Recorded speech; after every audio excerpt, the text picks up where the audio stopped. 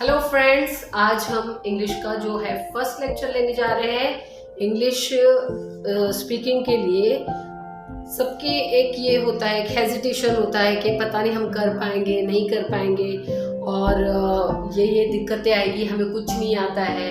तो there is no need to think like that कि you can't do impossible says I am possible, right? तो आप बहुत ही अच्छे से सिंपल स्टेप्स में इंग्लिश बहुत अच्छे से बोलना भी सीख सकते हैं, लिखना भी सीख सकते हैं, ग्रामेटिकली करेक्ट भी हो सकते हैं। आपको इंग्लिश स्पीकिंग मतलब यही सिर्फ नहीं है कि आपको सिर्फ बोलने आना चाहिए, बल्कि आप you should be perfect from each and every corner like that कि आपकी वर्डिंग्स अच्छी होनी चाहिए, आपकी वर्ड डिलीवरी अच्छी होनी चाहिए, आपका ग्रामर अच्छा होना चाहिए, आपका कॉन्फिडेंस होना चाहिए बोलने में, आपकी स्पीकिंग अच्छी होनी चाहिए, आपकी फ्लुएंसी होनी चाहिए। Each and everything will be clear in this course, right? तो हम स्टार्ट करेंगे ग्रामर से। जो grammar is very much important part, क्योंकि ग्रामर की वजह से ही हेजिटेशन है। जब हमें ये पता होता है, ये लगता है कि हम ये सही नहीं बोल रहे हैं, देन ओनली हेजिटेशन, राइट? तो हेजिटेशन को दूर करने के लिए करेक्शन शुड बी देयर। तो करेक्शन जब आपका रहेगा, आप कॉन्फिडेंट रहोगे कि हाँ, आई एम वेरी कॉन्फिडेंट कि I am speaking correct language, correct grammar, तो ऑटोमेटिकली कॉन्फिडेंस आएगा। जब हिचकिचाहट तब होती है जब हमें वो हाफ नॉलेज है, राइट?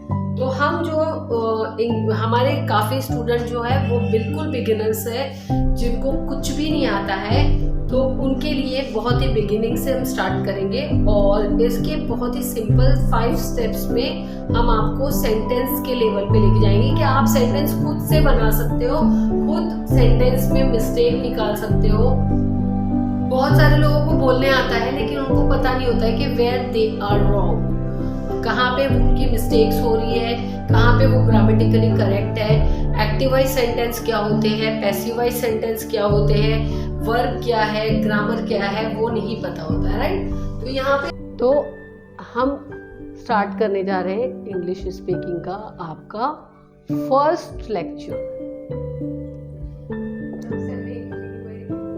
इंग्लिश स्पीकिंग में जो मैंने आपको बताया कि हम 5 स्टेप्स में आपको डायरेक्टली सेंटेंसेस मेकिंग पे लेके आएंगे।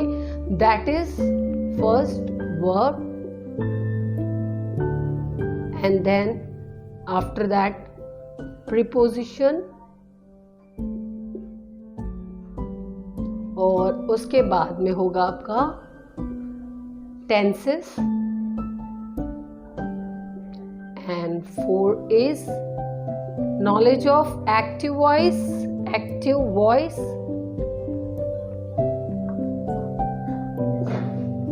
एक्टिव वॉइस क्या है, पैसिव वॉइस क्या है, उसकी knowledge, and then passive voice, and 5th step is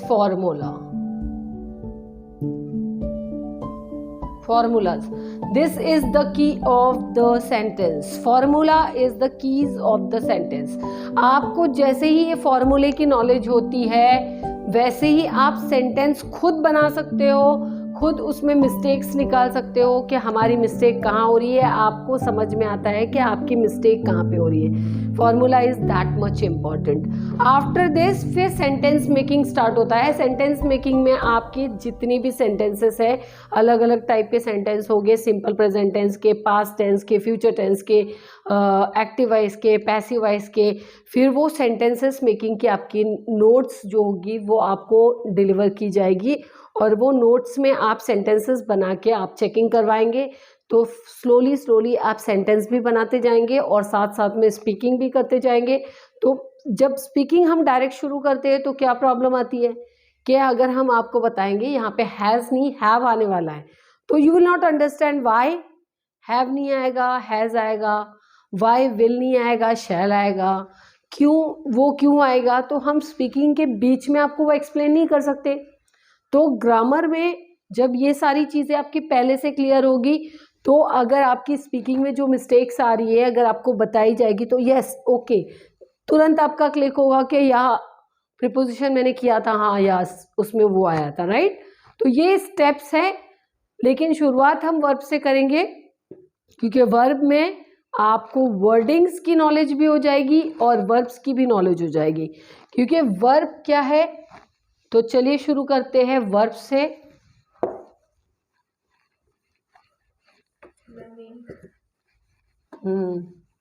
right. तो वर्ब इज व्हाट? वर्ब क्या है? What is that verb? Do you know? Verb क्या है? इंग्लिश में ग्रामर में वर्ब को क्या बोलते हैं? Verb, right. Verb is action, जो काम होता है, क्रिया होती है, उसे वर्ब बोलते हैं। तो क्रिया क्या होती है? जैसे अब मैं लिख रही हूं तो लिखना क्रिया है, वर्ब है, जो टेंस के हिसाब से चेंज होने वाली है। मैंने लिखा तो पास्ट टेंस, लिखती हूं तो प्रेजेंट टेंस, लिख चुकी हूं तो परफेक्ट प्रेजेंट टेंस, राइट, लिख चुकी हूं। तो ये टेंस के हिसाब से वर्ब जो है, लिखना जो है वो चेंज होगा। Got it? तो वर्ब इज एक्शन, राइट, क्रिया। वर्ब इज क्रिया, एक्शन। Got it? तो ये एक्शन और क्रिया हमारी टेंस के हिसाब से चेंज होने वाली है, इसलिए सेंटेंस में सबसे इंपॉर्टेंट पार्ट होता है, इसलिए इसको हम फर्स्ट कराएंगे। अब मैंने लिखने का एग्जाम्पल दिया आपको कि मैं लिख रही हूं, लिखने को बोलते हैं राइट। तो राइट का फर्स्ट वर्ब जो है वर्ब 1। वर्ब में 3 होते हैं, verb 1, then verb 2, then verb 3। Okay, तो वर्ब 1 जो है इसका आएगा right, okay, then wrote, then written. Wrote, हाँ, राइट, रोट, रिटन, ये 3 फॉर्म्स हो गए इसके। जैसे प्रेजेंट में हमने राइट यूज किया, पास्ट में रोट यूज किया, देन थर्ड वर्ब में रिटन। थर्ड वर्ब कहाँ पे आता है? हर कोई का आंसर होता है तुरंत future tense. No future tense. ये थर्ड वर्ब जो है वो परफेक्ट टेंस में और पैसिव वॉइस में आता है।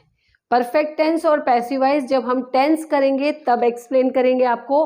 फिलहाल वर्ब थर्ड परफेक्ट टेंस और पैसिव वॉइस में आता है, फ्यूचर टेंस में वर्ब फर्स्ट ही आता है। जब भी मैंने लेक्चर के दौरान कभी भी किसी से पूछती हूँ वर्ब थर्ड कहाँ पे आता है, तो तुरंत वो बोलते हैं प्रेजेंट, पास्ट तो फ्यूचर में। Got it? तो यही मुंह से निकलता है क्योंकि पता नहीं है, नॉलेज नहीं है, इसीलिए। ओके, अब जैसे डू मतलब करना, did and then done, right. अगर आपको ये नहीं पता है कि सेकंड वर्ब क्या है, तो आप पास्ट टेंस में अगर आप सेंटेंस बना रहे हो, मैंने काम किया, तो आप क्या लगाओगे? डू ही बोलोगे। आई डू वर्क, तो वो तो प्रेजेंट ही हुआ। जब आपको पता ही नहीं है कि डू का सेकंड वर्ब डिड होता है, तो आप सेंटेंस कैसे बनाओगे? तो इसलिए आई डू वर्क, मैं काम करती हूँ। आई डिड वर्क, मैं काम किया, मैंने काम किया। I have done that work, मैंने वो काम कर चुकी हूँ, completed. DONE, done, right. Do did done होता है, डज इज डिफरेंट। डज दूसरी चीज में आता है, वो बाद में एक्सप्लेन किया जाएगा, ठीक है। तो ये वर्ब की एग्जांपल्स दी हैं। इसके बहुत सारे वर्ब्स हैं जो हम नेक्स्ट लेक्चर में एक्सप्लेन भी करेंगे और आपको नोट्स सेंड करेंगे। उस नोट्स को आप गो थ्रू कीजिएगा, जिसमें बहुत सारे वर्ब्स में जो राइट रोट रिटर्न इस टाइप से आता है, बहुत सारे वर्ब्स में सिर्फ ईडी लगता है। For example change, changed, changed, change मैंने बदला, चेंज्ड, उसमें सिर्फ ईडी आएगा। तो बहुत सारे वर्ब्स में तीनों फॉर्म्स अलग होते हैं और कई वर्ब्स में वर्ब्स फर्स्ट सिर्फ अलग होता है और सेकेंड और थर्ड सेम होते हैं, राइट। तो ये वर्ब जब आप गो थ्रू करोगे सारे वर्ब्स में, कम से कम उसमें आपको 150 वर्ब्स पूरे दिए हुए हैं नोट्स में, उसमें आप गो थ्रू कीजिए और उसमें जो भी डाउट्स आपके आते हैं तो आप मुझे नेक्स्ट लेक्चर में पूछ सकते हैं और फिर हम नेक्स्ट लेक्चर में थोड़ा सा वर्ब्स को और ब्रीफ करके, एग्जाम्पल्स के थ्रू ब्रीफ करके फिर हम नेक्स्ट टॉपिक जो है प्रीपोजिशन का स्टार्ट करेंगे। Okay, thank you guys, thanks for watching. और कमेंट में ज़रूर लिख के भेजिएगा और क्या है आपके डाउट और क्या है प्रॉब्लम्स, तो वो आप ज़रूर पूछिएगा। Thank you so much.